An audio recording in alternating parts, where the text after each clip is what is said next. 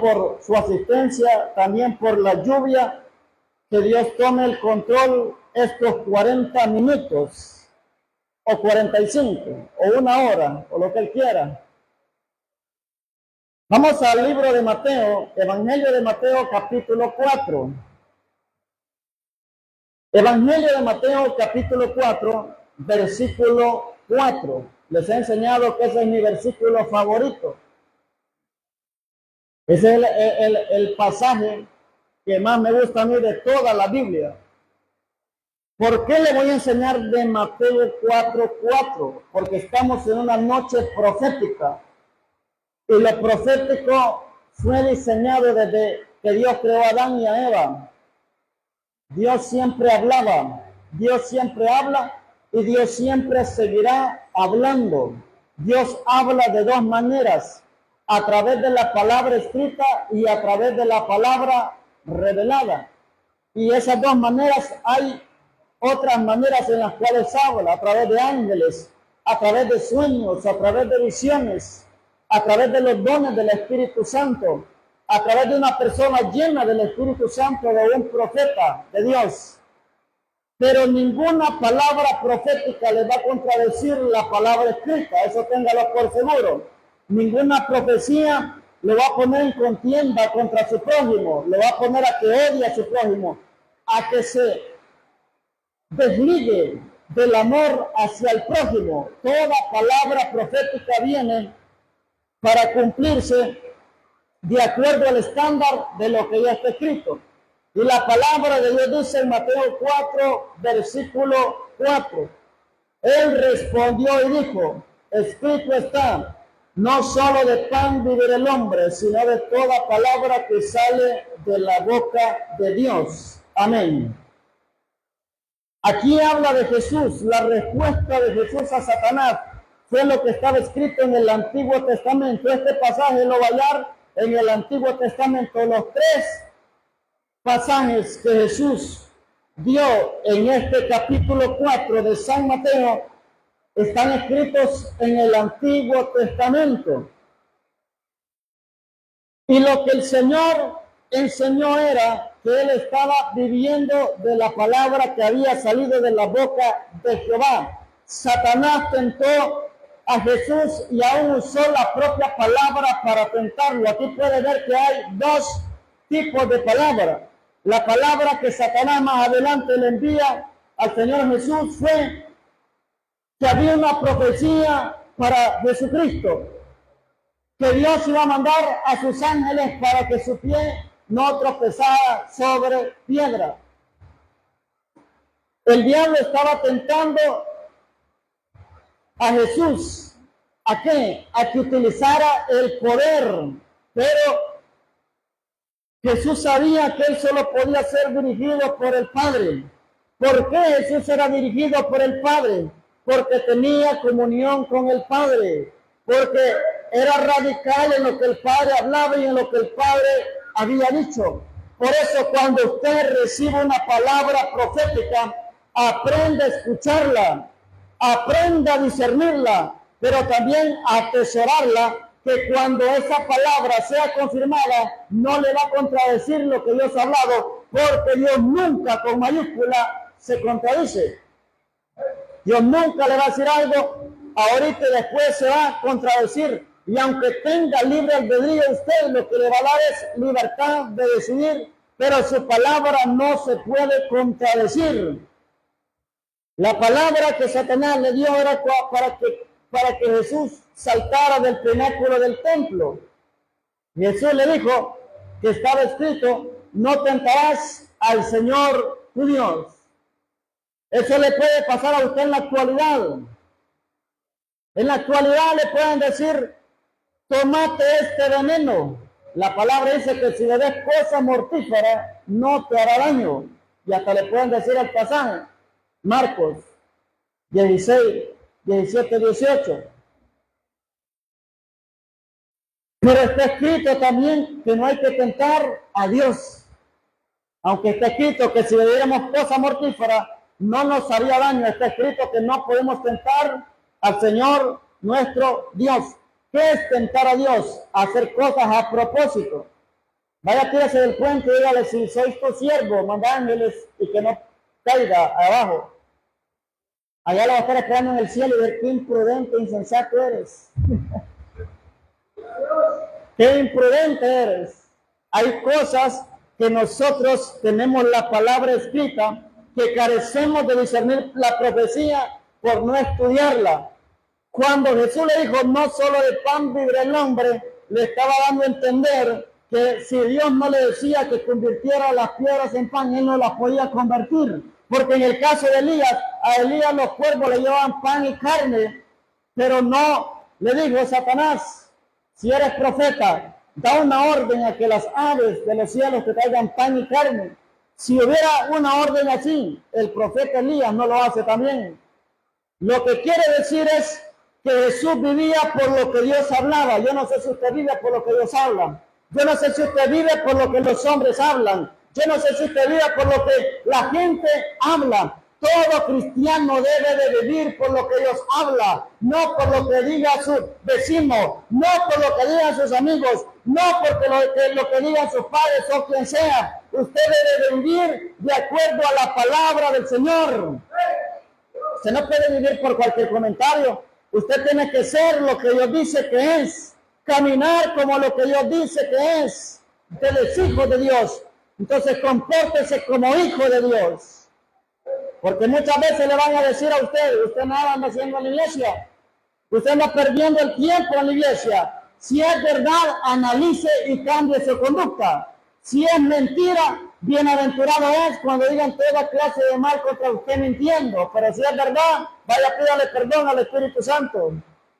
Manifieste el fruto del Espíritu. No solo de pan vive el hombre, sino de toda palabra que sale de la boca de Dios.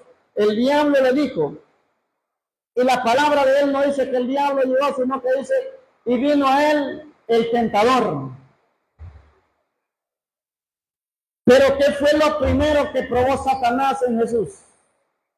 Su identidad como hijo.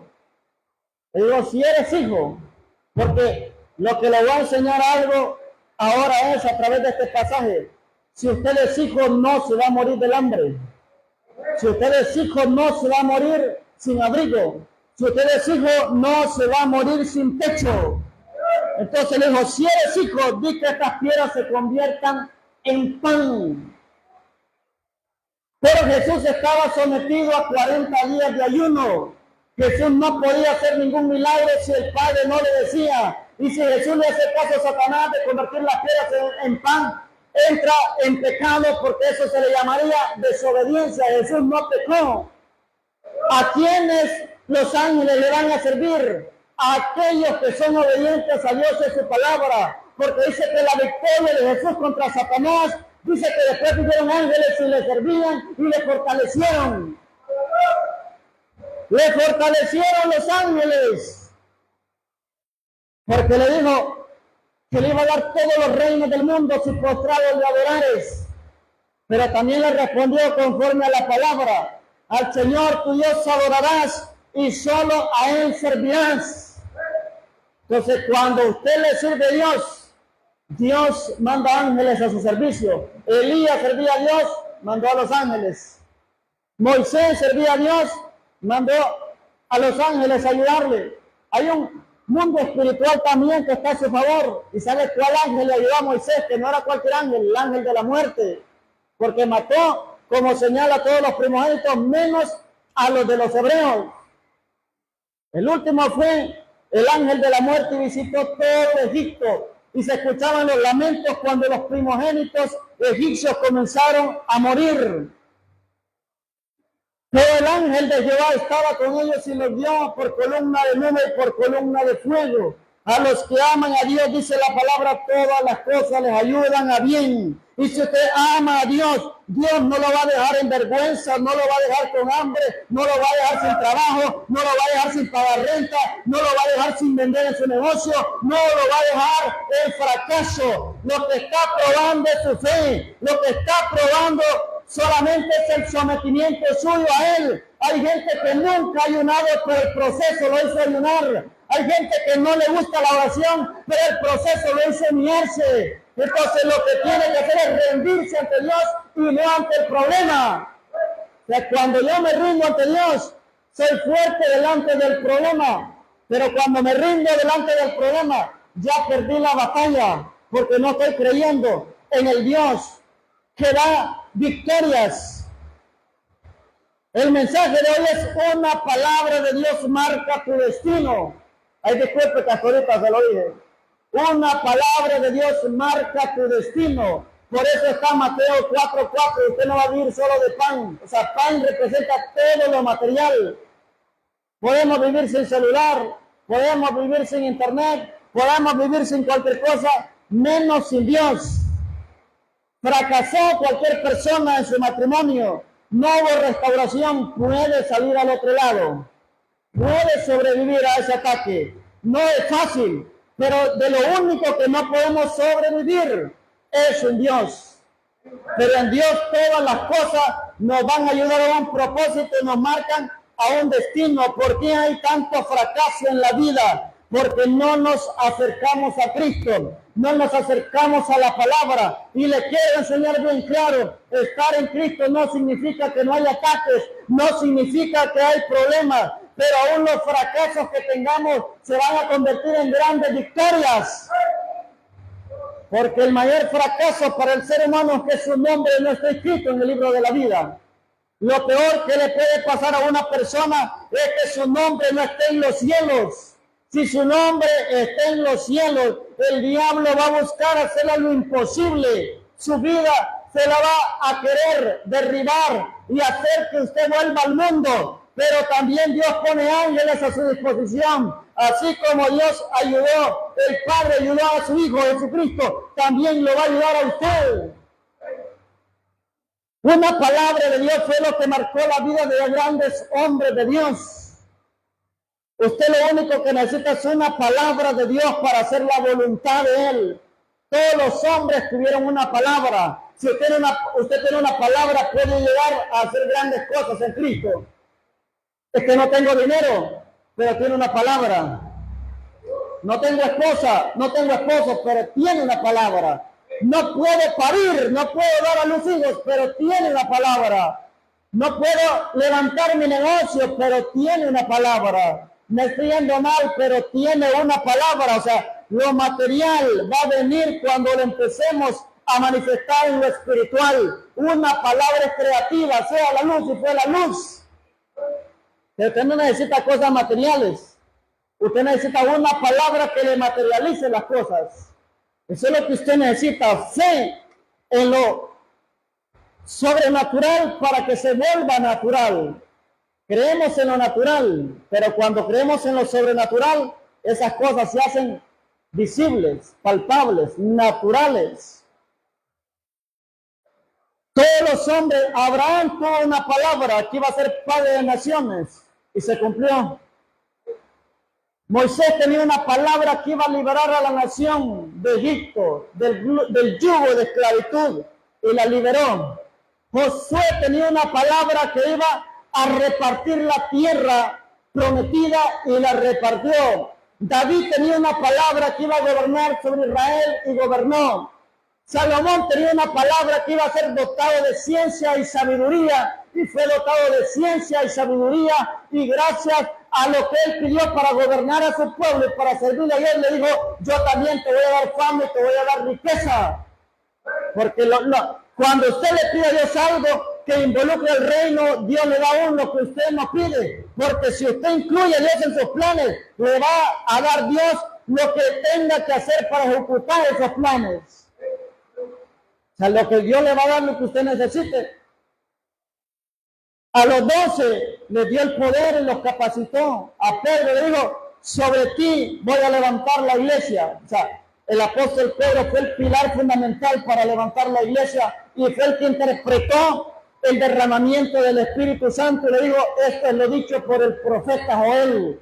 Él empezó a dar la definición de lo que estaba aconteciendo en Hechos capítulo 2, cuando aquellos estaban hablando en otras lenguas, cuando aquellos comenzaron a llenarse del Espíritu Santo. El apóstol Pedro, inspirado, pero también era porque leía la ley y los profetas.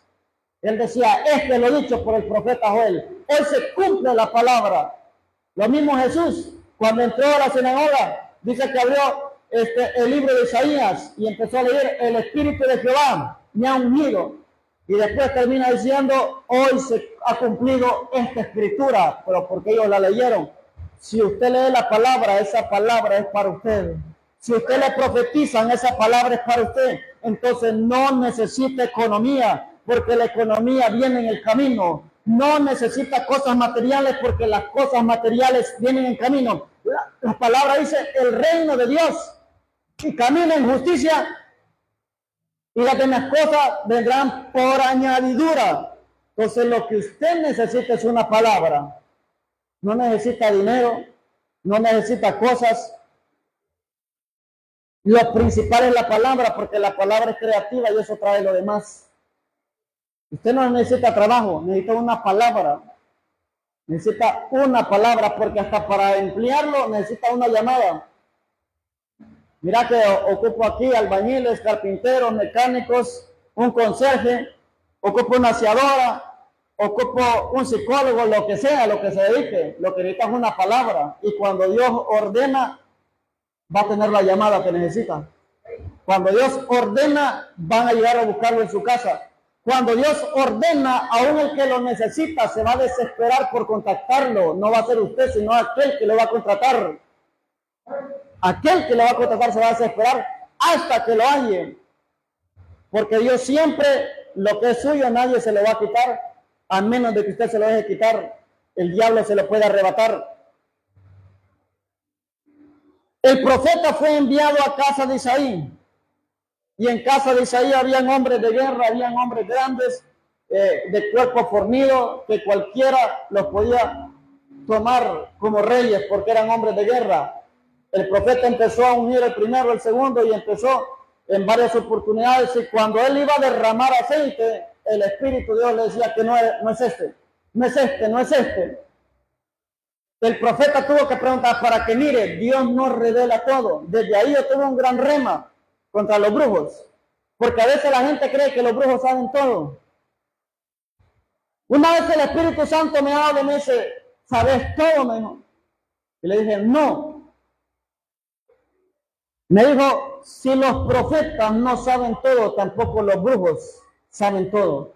Hay cosas que los brujos lo que necesitan es información para seguirte atacando, me dijo.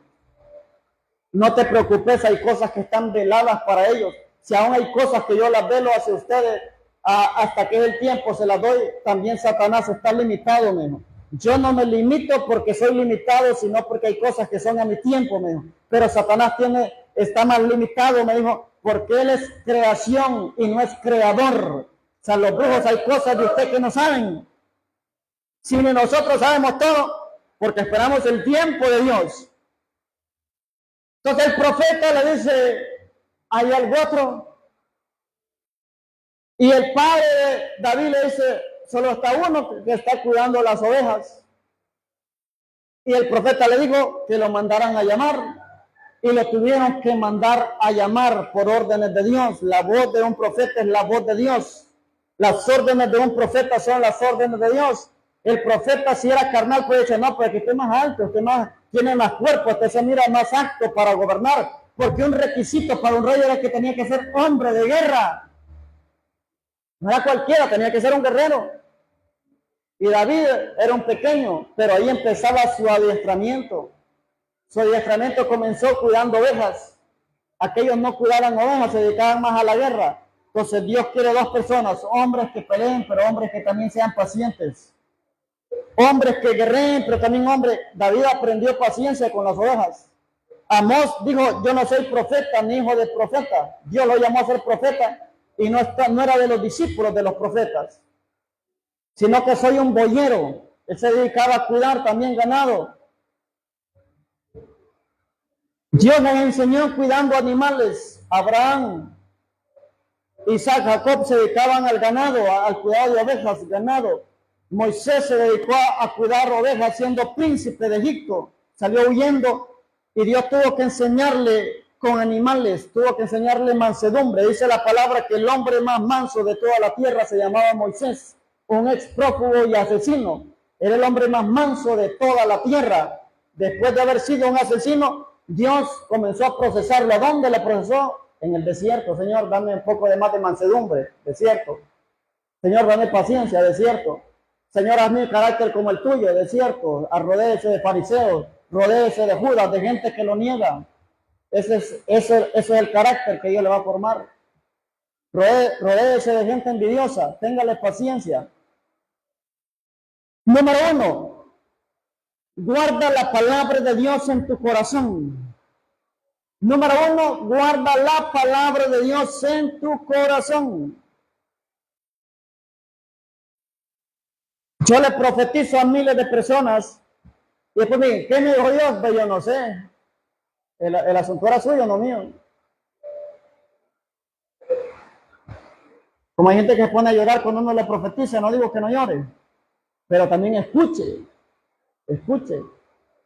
Y escuche las condiciones que Dios le está pidiendo, porque la profecía actual es condicionada. Hay profecías que no se van a cumplir si usted no cumple las condiciones que Dios le pide, sea santidad, sea humillación, sea obediencia, sea tener fe, sea no robarle lo que le pertenece a Dios. Porque yo te voy a prosperar, pero no sustraiga la parte que me corresponde. Quiero más humillación de tu parte, pero la gente no sabe que es humillación, oración y ayuno. No es oración, la humillación tiene que ver con más ayuno. El asunto está en que a veces Dios le dice, quiero humillación. Es diferente que diga, quiero más humillación. Si Dios pide más humillación, es que la que está haciendo no es suficiente. Y si le pide humillación, es que todavía no hay ayuno ni oración. Hay que aprender a escuchar a Dios. Job capítulo 22.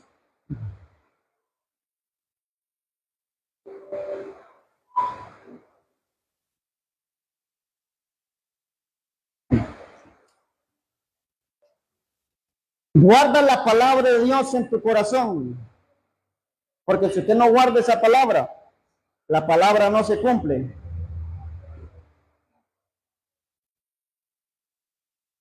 Job capítulo 22, verso 22.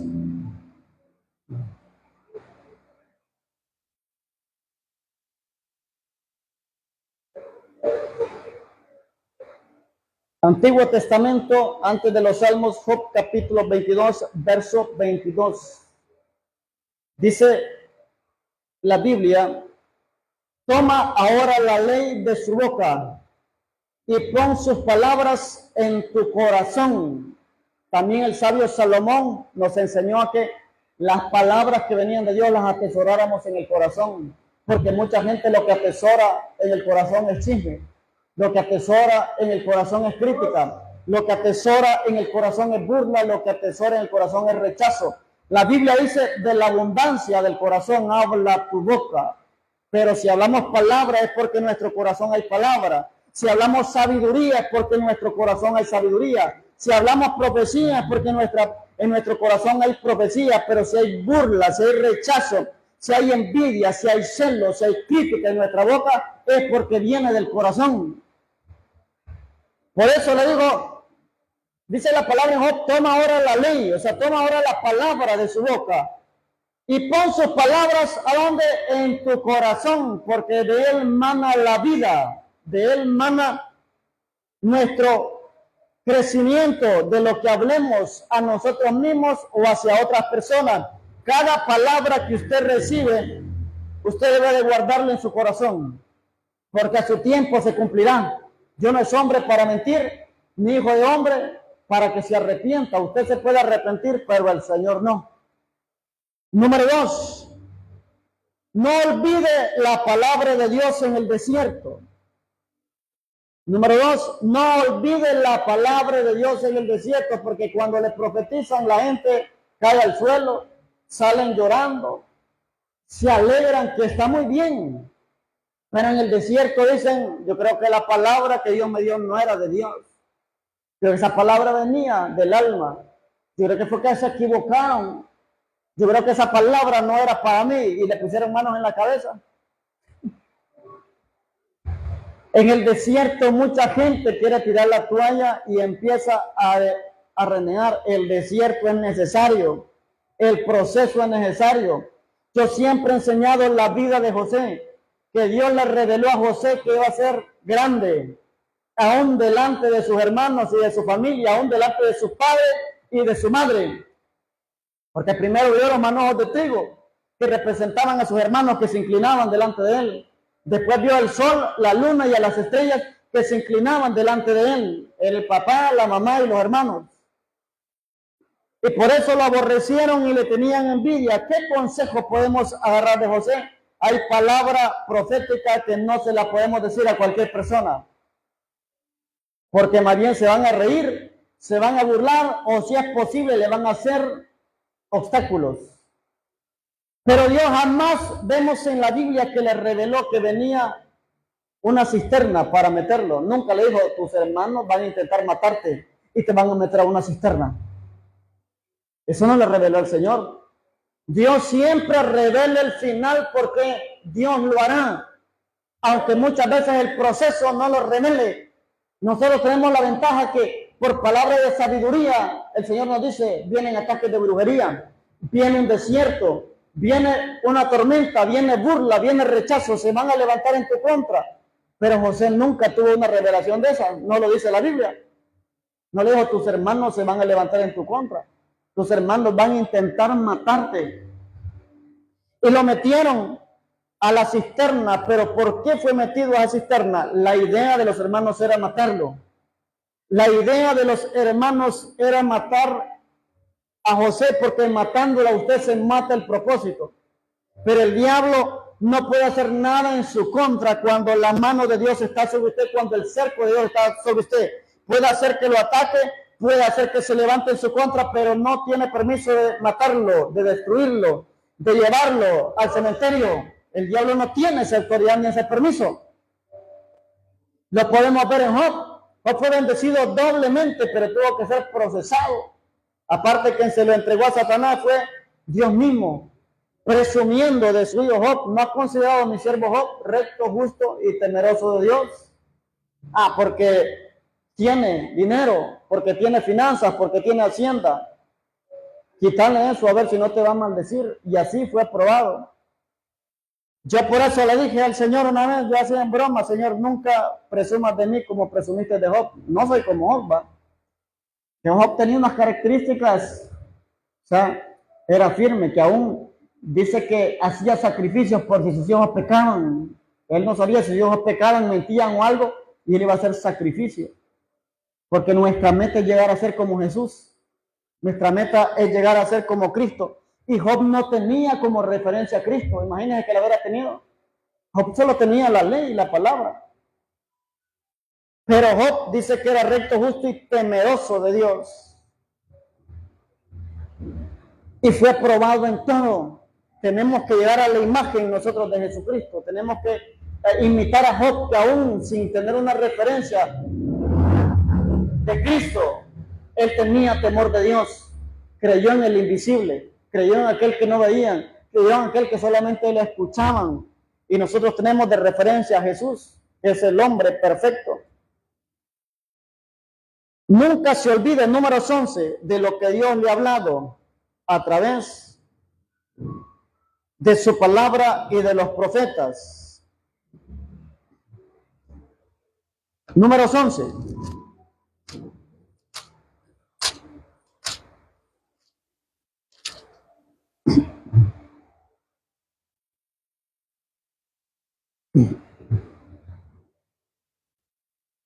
Vamos al verso 5, verso 6. Números 11, 5 y 6.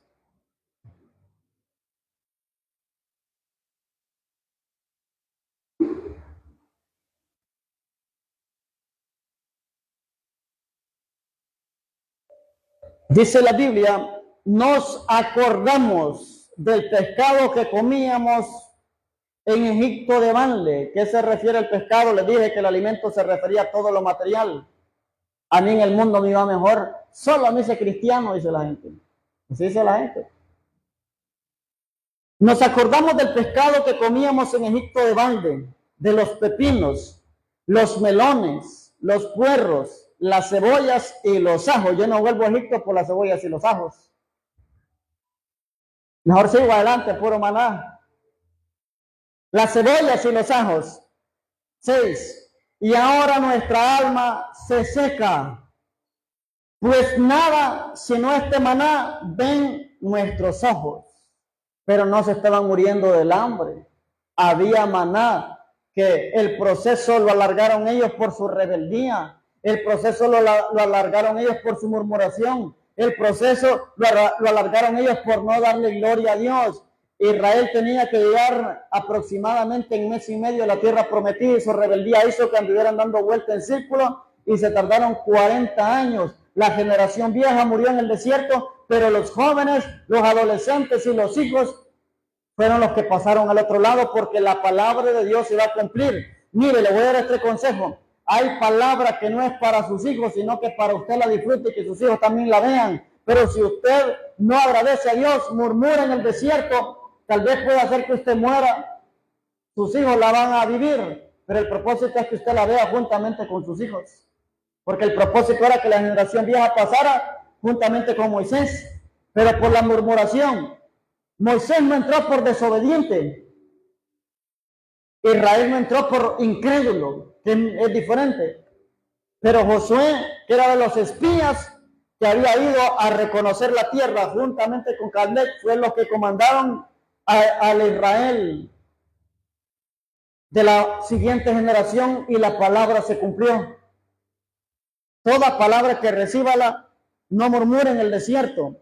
No dude en el desierto de las profecías que se le han dado. Créale a Dios, porque Dios lo va a hacer. Pero si murmura en el desierto, usted va a morirse, no va a haber esa palabra. Se va a cumplir en sus hijos alguna palabra, ¿verdad? Si es generacional.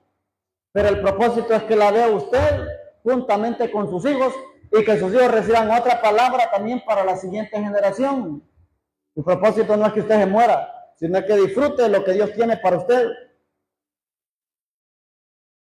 Número 3, no descuides, no te descuides en el cumplimiento de la palabra. No te descuides en el cumplimiento de la palabra, y con esto voy terminando. Número 1, decíamos, guarda la palabra de Dios en tu corazón. Número 2, no olvides la palabra de Dios en el desierto. Declárela, profetícela, reclámela. Número 3, no te descuides en el cumplimiento de la palabra. ¿Sabe cuál es el problema? Que cuando Dios bendice a las personas, se olvidan de Dios o erran a Dios. Cuando le dice, Señor, te prometo que te voy a servir si me sanas a mi hijo, le sana el hijo y no le sirven. No le sirven. Si me das un negocio, yo te prometo que no voy a fallar el culto. Después no tienen tiempo para Dios por ese negocio. Es que no lo puedo cerrar, los clientes se me van a ir. Si me caso y me das una esposa, prometo que voy a ir a la iglesia. Después no van, se casan y no vuelven a la iglesia. No todos, solo estoy poniendo ejemplos, eso no es para todos. No vuelven a la iglesia. Si me das un hijo, te prometo que no voy a congregar y me voy a firmar. Después no tienen tiempo y que el hijo molesta mucho, que esto y el otro, y no les da tiempo. Cuando Dios haga un milagro, acérquese más a Dios y déle gloria a Dios por su milagro. Porque cuando usted promete algo, cúmplalo, porque Dios cuando promete algo, Él también lo cumple. Vamos a cerrar con Primero de Reyes, capítulo 11. Siga firme y no se desvíe. Ahora, ¿por qué? Porque puede ser que en la pobreza usted le fue fiel a Dios, pero en la riqueza usted se desvió. O puede ser que usted es rico hoy, tiene sus empresas, pero si una empresa quiebra y usted va en declive, hay problemas, usted se aparte de Dios. No se aparte de Dios en los días buenos ni en los días malos. Mucha gente cuando prosperó se apartó de Dios. Otros que estaban prosperados cuando empezó la temporada de escasez se apartaron del Señor. Vamos a donde nos habla del hombre más sabio, del rey más sabio, que empezó bien y terminó mal. La sabiduría usted lo puede corromper si no la usa bien. Hay sabiduría que la puede utilizar para buenas cosas y la puede utilizar también para malas cosas. Depende con quién usted se va a aliar. Dice Primero de Reyes capítulo 11. Y oigan lo que dice el título: apostasía y dificultades de Salomón. Salomón ya se había desviado del Señor. Pero vamos a leer del 4 al 9 para que entienda mejor. Dice: y cuando Salomón era ya viejo, que no diga cuando ponga su nombre ahí, era ya vieja, era ya viejo. Dice: y cuando Salomón era ya viejo, sus mujeres, dice, inclinaron su corazón ¿hacia qué? Tras dioses ajenos. Este hombre terminó en idolatría. El hombre más sabio de los reyes más sabios terminó en idolatría. Dice: sus mujeres inclinaron su corazón tras dioses ajenos, y su corazón no era perfecto con Jehová, su Dios, como el corazón de su padre David. Porque Salomón siguió a Astoret, diosa de los sidonios, y a Milcom, ídolo abominable de los amonitas. E hizo Salomón lo malo ante los ojos de Jehová, y no siguió cumplidamente a Jehová como David su padre. Entonces edificó Salomón un lugar alto. Por eso le digo, los lugares altos son importantes para Dios y para Satanás. Entonces edificó Salomón un lugar alto a Quemos, ídolo abominable de Moab, en el monte que está enfrente de Jerusalén, y a Moloc, ídolo abominable de los hijos de Amón. Así hizo para todas sus mujeres, o sea, para complacer a sus mujeres. Así hizo para todas sus mujeres extranjeras, las cuales quemaban incienso y ofrecían sacrificio a sus dioses. Y se enojó Jehová contra Salomón, por cuanto su corazón se había apartado de Jehová, Dios de Israel, que se le había aparecido, ¿cuántas veces?